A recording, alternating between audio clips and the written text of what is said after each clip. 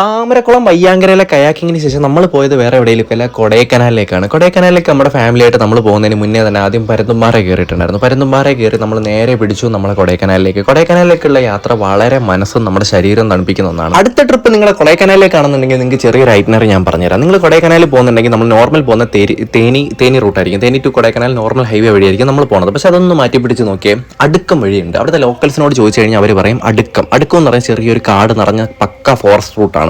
അതിനകത്ത് വരുമ്പോൾ തന്നെ കുറേ ഓറഞ്ച് തോട്ടം. നിങ്ങൾ സാഹസികത ഇഷ്ടപ്പെടുന്നതാണെങ്കിൽ നിങ്ങൾക്ക് ഇതിലേക്ക് വരാം. പക്ഷേ റോഡ് എപ്പോഴൊക്കെ ഓപ്പൺ ആണ് നിങ്ങൾ തിരക്കണം. കാര്യം നല്ല സ്റ്റീപ്പാണ്. മിക്കവാറും എന്തെങ്കിലുമൊക്കെ വീണൊക്കെ കിടന്ന് റോഡ് മിക്കവാറും അടവായിരിക്കും.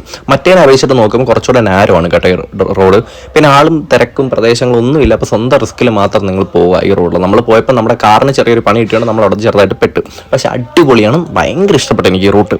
പിന്നെ രണ്ടാമത്തെ ഒരു കാര്യം, നിങ്ങൾ കൊടൈക്കനാൽ പ്ലാൻ ചെയ്യുന്നവരാണെന്നുണ്ടെങ്കിൽ നിങ്ങൾക്ക് ഒരേ റൂട്ടിൽ പോകാൻ പറ്റിയ 5 വില്ലേജസിൻ്റെ പേര് ഞാൻ പറഞ്ഞുതരാം.